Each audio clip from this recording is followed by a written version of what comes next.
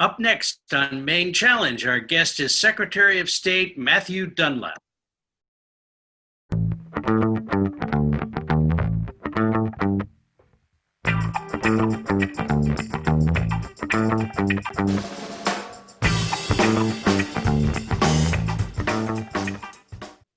And hello and welcome to Maine Challenge on Lincoln County Television, a production of Lincoln County Indivisible.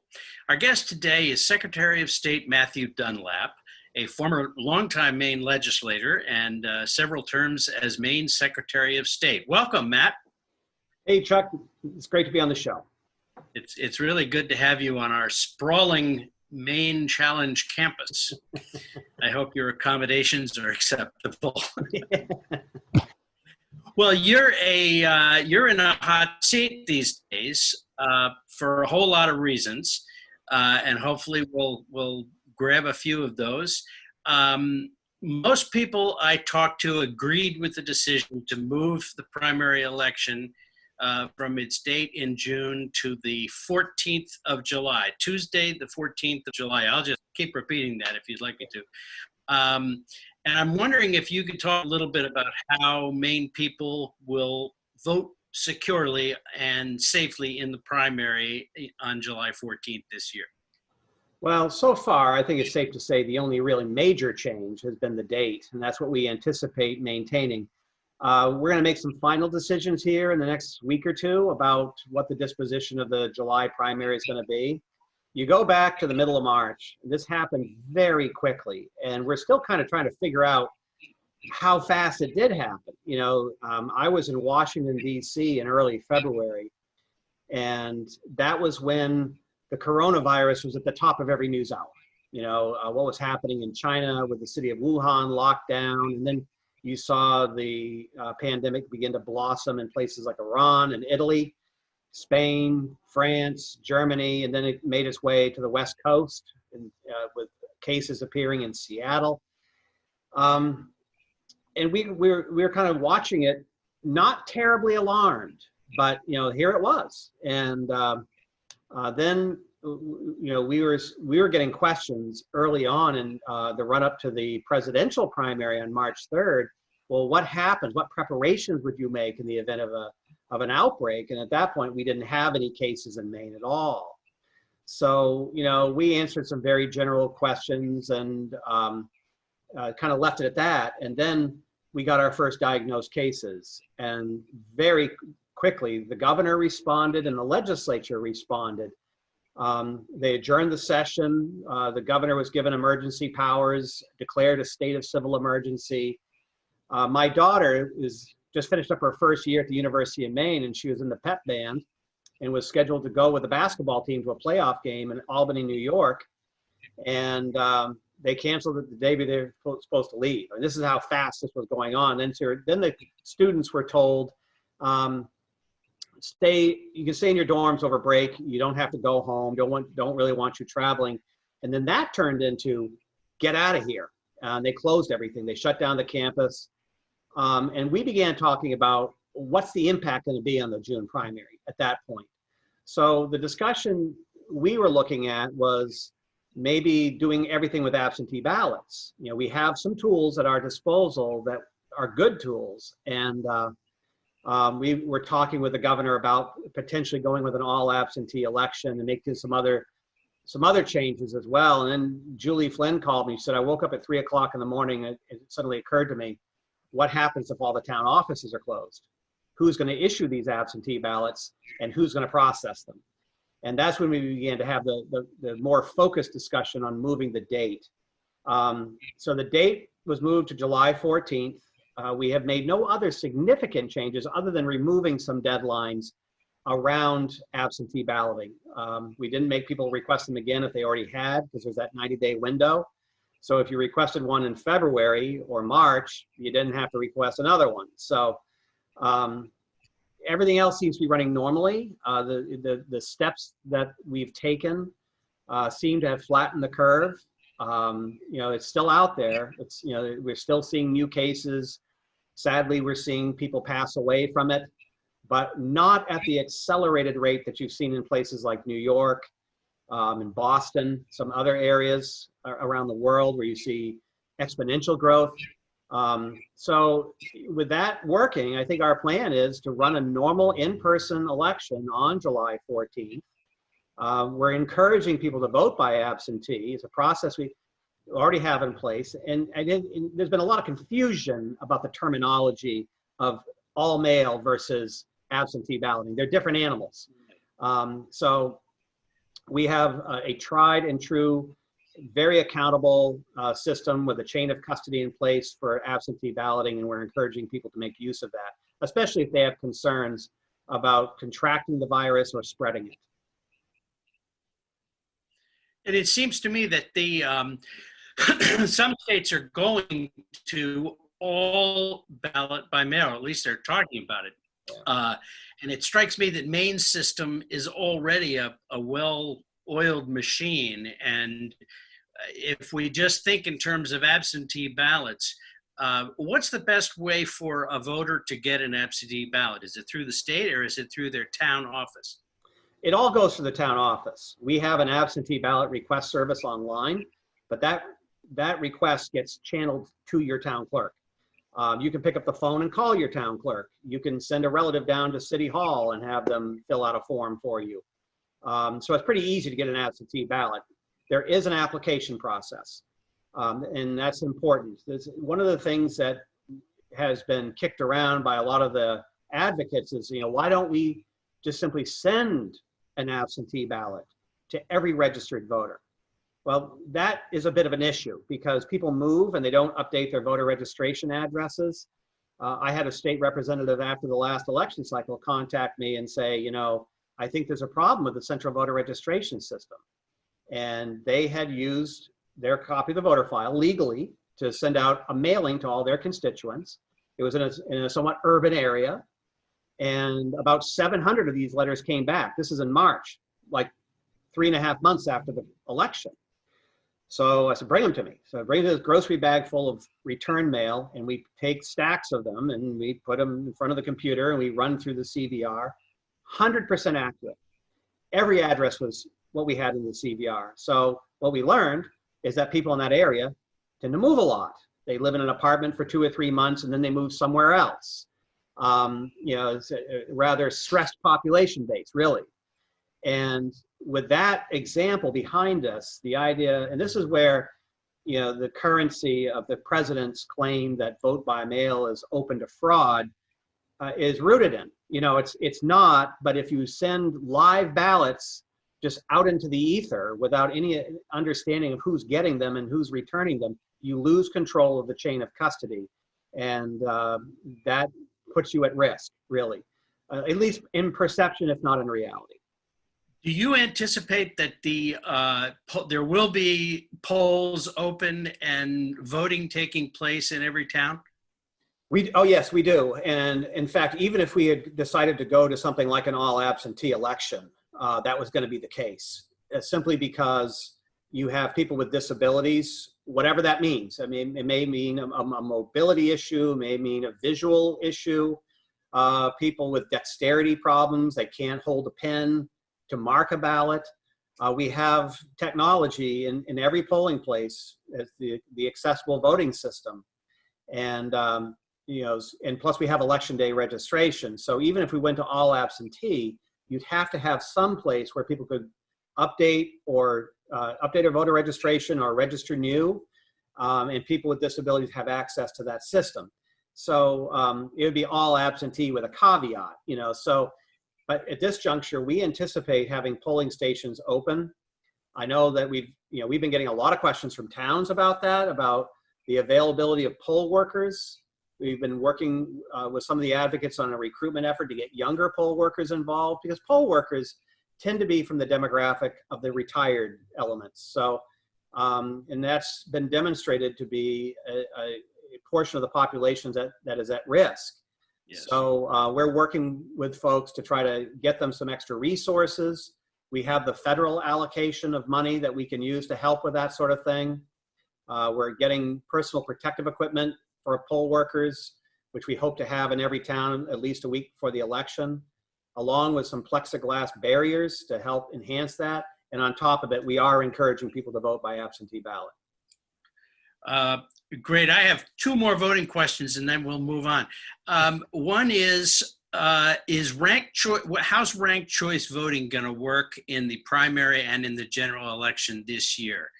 I understand from Sarah Gideon, actually, who was on the show with us, that ranked choice voting will apply in the senatorial primary and will also apply in the general. Is that correct? That is absolutely correct. So ranked choice voting has a little bit of a complicated history, as you know. It was enacted by an initiative back in 2014 and or 2016, I think it was. I don't remember. It's been so many years and lawsuits. I haven't been able to keep track of the time. But when it was enacted by the voters, it ran immediately into a number of problems about the constitutional provision that elections and state elections are determined by plurality. Now, what's not described in the Constitution along that line are either primaries or federal elections. So there was a solemn occasion that was called by the Supreme Court. They ruled that if ranked choice voting was challenged on the issue of plurality, it would probably be struck. So the legislature, through a series of actions, and then the people's veto to undo what the legislature did, so they revisited everything they did again. We are using ranked choice voting for all state and federal races, not county races, but state and federal races in the primary.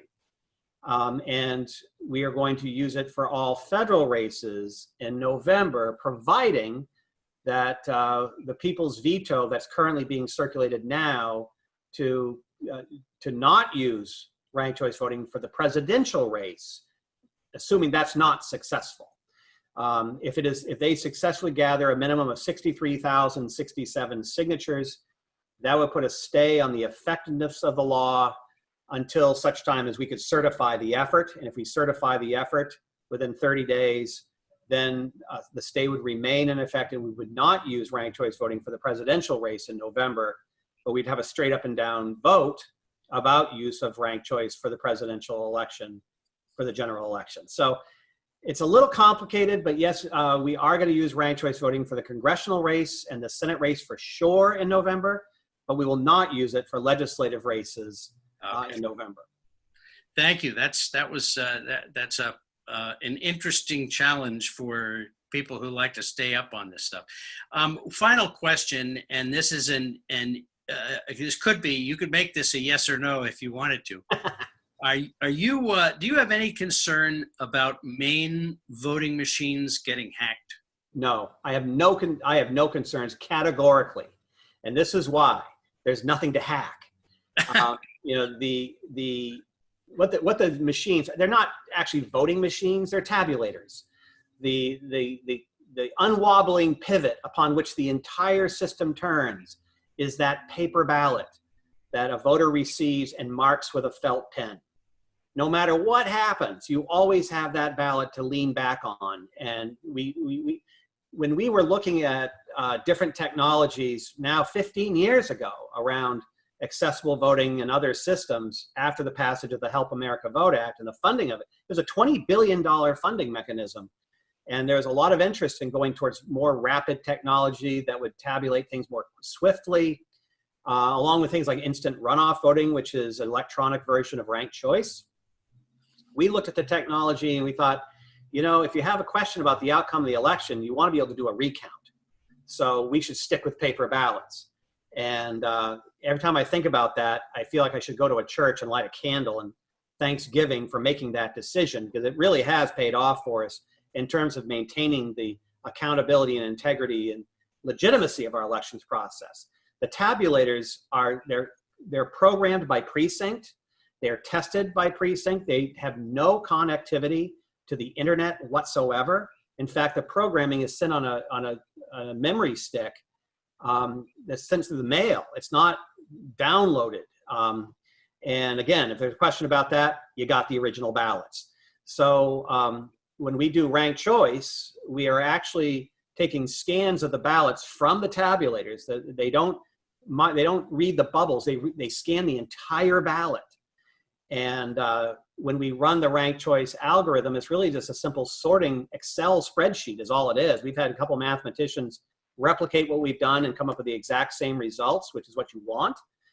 And when we do the rankings, we just simply scan all the hand count ballots through a high-speed tabulator and take all those images, run them through the system, and that gives you your rankings. But that's all based on the paper ballots. The only connectivity that those tabulators have to the outside world is the 120-volt AC plug that goes into the wall, and that's it. There's no ability for Russian military intelligence to get into them. Well, there's another reason, as if I needed another reason. There's another reason that I'm glad I live in Maine. Thank you for that answer, although it was more than a yes or no. I hear today that there's a new announcement, and I didn't study it carefully, but there's a new announcement concerning car registrations. I know that the Secretary of State's office doesn't just handle voting issues. There are a few car registrations and licensing issues. And is there something new about car registrations that we should know? Yes, we have been working with the governor's office very closely on these issues. And of course, with the emergence of the civil emergency, we had a couple of scares on our own office about potential infections. We sent everybody home. We closed down the offices. The city of Portland actually asked us to close our Portland branch before we actually closed it, because they were locking everything down in Portland. So with the closure of the offices, that deprives citizens of those services. And you also had a lot of town offices closed as well. So we came up with a couple of different mechanisms whereby people, first of all, if your registration or your license is expiring during this time, it's automatically extended for 30 days beyond the extent of the civil emergency. And also, you have those situations where people get involved in private sales. They buy a car from a neighbor. They don't have access to pay excise taxes. They don't have access to get plates or stickers. We actually provided a letter for folks that they could keep in their glove compartment if a law enforcement officer pulled them over because they didn't have any plates on their vehicle, to show that this is, strange time. So that the executive order has actually been amended because now towns are starting to reopen, and we're giving people some different deadlines to get that work done. We did a press release about it, I think today, and we're working with the governor's office and the towns, because the towns, they obviously have an interest in helping people comply with the law. Everybody's revenues are down, so excise taxes are greatly welcomed in these communities. So we're working with the towns on getting those things expedited for them and hopefully begin to come out of the shutdown period. Well, thanks for all that you're doing in that regard. I know you have a pretty complicated job. And one thing that if I was at the corner bar launching one with you, I would definitely be asking you, so I'll ask you now, about the voter commission, the federal voter commission that you served on with Secretary Kobach under the direction of Mr. Trump. And I understand you played kind of a key role in that, and I was wondering if you could tell us a little bit about that. Well, you were in the legislature, Chuck, and I was too. You and I have served you probably can't even remember how many task forces and commissions you served on. I've served on a lot too. But this was the weirdest experience of my professional career, and I won't go through the whole Shaggy Dog story, but, it got to the point where it was clear that we had conflict on the commission. I had protested some of the statements of some of the other commissioners saying that, open voter fraud everywhere without any evidence of proof. And I got walled off. I wasn't getting any answers. And because I was the only one that was actually willing to talk to the press called me a lot. And, in September, October of 2017, I wasn't getting any information from the White House. And reporters said to me, it's like, well, this has happened before, and there was a lawsuit, and the person prevailed. You ought to think about that. And it's like, I'm not really interested in suing anybody. But then a couple of things happened. I'm trying to keep this short because I know we're coming up near the end. But I got a press report sent to me by a reporter asking for comment. Our lead researcher on the commission, the week before, had been arrested in Maryland on charges of possession of child pornography, which is a pretty serious offense. We never had heard anything about it. And then I got another email from the Minnesota Secretary of State about a voter fraud advocacy group that was touting how they've been invited to speak to the commission in their December meeting, which was my first indication of a December meeting. So I wrote a fairly strongly worded letter to the commission saying, look, I'm on the commission. I deserve to know who we're talking to, who, what we're working with for information, and what our schedule is, right? And I got a response about a week and a half later saying that they were reviewing my request with counsel. And that's when it got really strange, because then I got an anonymous Facebook message from a friend of mine in DC who said, you need to call me. And I call them up and they say, do you have a lawyer? And I said, do I have a lawyer? So yeah, you need lawyers. You can't take on the Trump administration and the Department of Justice by yourself. So I got hooked up with American Oversight in Washington and Patterson Belknap in New York, and they talked me into filing the litigation, which it was really, the strange thing about that, Chuck, was that when I was named to the commission, I got literally thousands of postcards, letters, emails, people urging me to get off the commission. Don't legitimize it with my good reputation. I have decent reputation.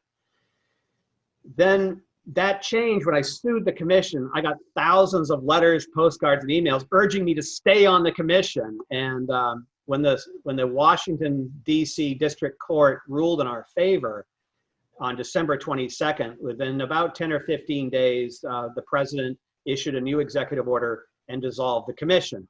The documents we got showed that they had already started writing a report, even though we'd only had 2 meetings and it really gathered no evidence. So it was a bit of a real disappointment, actually, because I thought we had an opportunity to answer some serious questions that had been asked about voter misconduct and systemic issues around the country, and that was not allowed to happen. It was easier to have high hopes about the administration back in those days than it is now. Unfortunately, it was, yeah. Do I understand correctly that you have reached your term limit? That I had forgotten that constitutional officers have term limits. Well, it's easy to forget with me. I mean, this is my 7th term, and I was served, we have 4 terms that we can serve. I was running for my 4th term, and because I'm one of 3 secretaries of state that are elected by the state legislature. New Hampshire and Tennessee are the other 2, by the way. And in 2010, I was running for my 4th term, and because the Republicans did very well that year, and they liked me well enough, but they really wanted one of their own, and they politely but firmly showed me the door.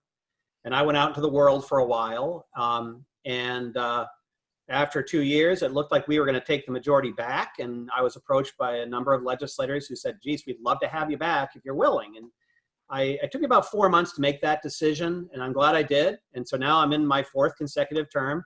So in January, Maine will be swearing in a new Secretary of State. And it's in these times, it's something I'm actually kind of looking forward to. Are you able to give us any clues about what's next? I'm not, because I have no idea. We've been so focused on managing things through the pandemic that I haven't had an opportunity to have any conversations about new things. And realistically, I think it's going to be very difficult because it's a very tough world right now, and people aren't hiring middle-aged former politicians.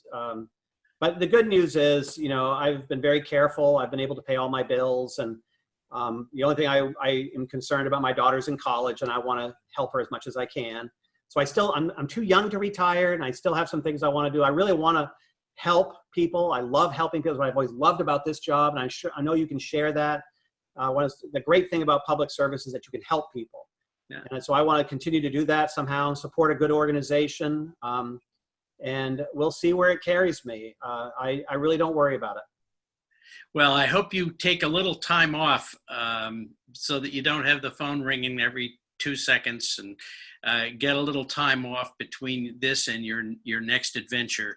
But I will say that I really appreciate your service as Secretary of State. You've done really well. I've really enjoyed working with you when I was in the legislature. And I think you've done a great job, and you will be missed. But it's also exciting that you're on to whatever the next adventure is. Well, today actually was the last day of my canceled vacation, so I am looking forward to taking some time off. Do you think term limits are a good thing for constitutional officers? Term limits are a mixed bag. They do provide opportunity to people that would, I'm a beneficiary of term limits. Dan Gwiatkowski was termed out in 2004. That's what opened the door for me to be elected Secretary of State.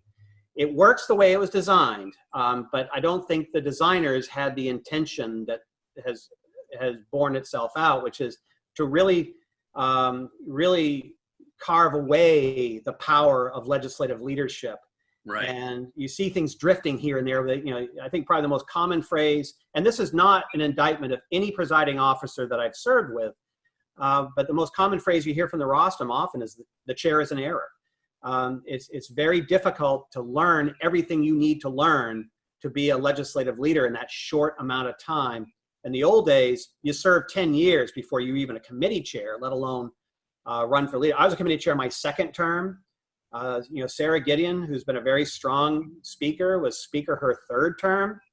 That was unthinkable just 20 years ago. So it has good things about it, but it has a lot more institutionally bad things, I fear. What's the greatest challenge, in just a few words, because we're just about done, but what's the greatest challenge that you have faced as Secretary of State? The worst thing I have to deal with are families of young people who are killed in stupid crashes. And the one thing they want is the one thing I can't give them, and that's their loved one back.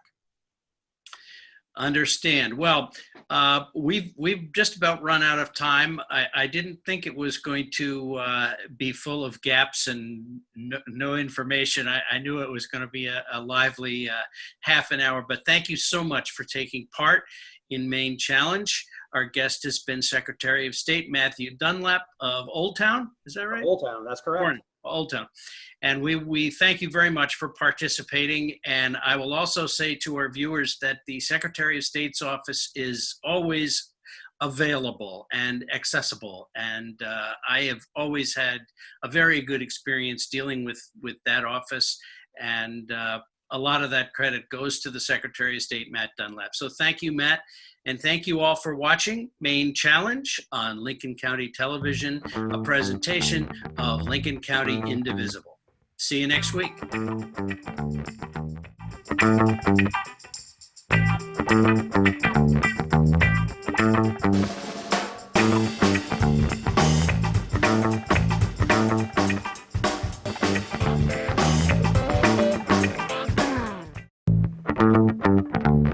Show your support for Maine Challenge and LCTV's programming. We're all about community. Please go to lctv.org to make a contribution. Your support makes us stronger together.